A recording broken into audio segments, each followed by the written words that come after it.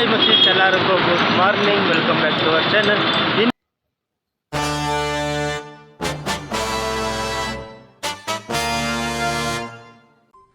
அடுத்த நிமிஷம் நிச்சயமில்லாத வாழ்க்கைங்க. முடிஞ்ச வரைக்கும் எல்லாரையும் சந்தோஷப்படுத்துவோம். இன்னைக்கு நம்ம பர்த்டே டு பர்த்டே 1 இயர் சேலஞ்சில் நம்ம சின்னோட இருக்கும். பார்த்தீங்கன்னா நம்ம டே 363. சரி வாங்க, இன்னைக்கான நாள் நமக்கு எப்படி போகுதுன்னு இன்னைக்கான வீடியோக்குள்ளே போய் பார்த்து தெரிஞ்சுக்கலாம். சரி வாங்க வீடியோக்குள்ளே போகலாம்.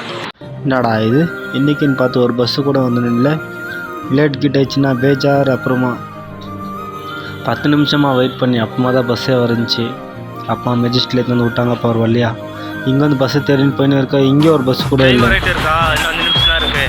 அங்கே பின்னால் சிக்னலில் ஒரு அண்ணாயிட்ட கேட்டிருக்கேன்னா ஒன்று ட்ராப் பண்ணுங்கன்ட்டு ஹெல்மெட் இல்லை நின்று ஆச்சு. நான் கேமரா தாண்டி முன்னால் போய் நிற்கிறேன், வந்து கூட்டின்னு போங்க அப்படின்னா அதான் இங்கே வந்து நின்று இருக்கா. இப்போ அந்த சிக்னல் விட்டுருந்து வருவாங்க, அவங்க கூட இப்போ டிராஃபிக் அங்கே போய் முன்னால் இறக்கி நீ பங்கு ஓடி போடணும். ஏன்னா இன்னும் 5 நிமிஷம் தான் இருக்குது. அதனால தான் மேலே மேலே போய் பஞ்ச் பண்ணிட்டு கண்டினியூ பண்ணுறேன். ஓகே, எப்படியோ அந்த பிரதர் கடவுள் மாதிரி ஹெல்ப் பண்ணார். அப்படி இல்லைன்னா பக்கா நீ லேட்டாக இருக்கும். ஆனாலும் 2 நிமிஷம் லேட் தான் ஆச்சு.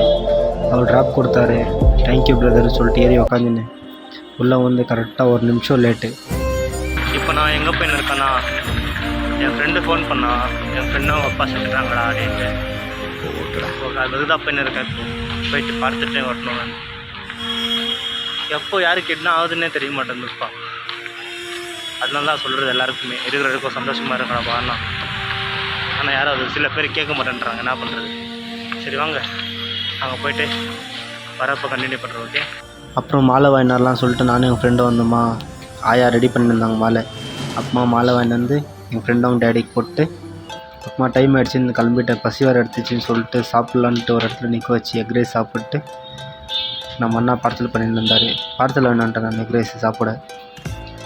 அப்புறம் அங்கே நிறைய ஜூஸ் குடிச்சிட்டு பிரான்ச்சுக்கு போனால் எங்கள் ஏஜ் சர்வர் வந்துட்டு இருக்கார். போகணுமுன்னே திட்டுன்னு இருக்கார். அவர் எப்போ போயிட்டு எப்போ வரேன்ட்டு இன்னும் வரல அப்படின்ட்டு அவர்கிட்ட அப்படியே திட்டு வாங்கிக்கின்னு அப்புறமா சரியாக வீடியோ பண்ணவே முடியல. ஓகே, நாளைக்கு வாக்கில் பார்க்கலாம். பாய்.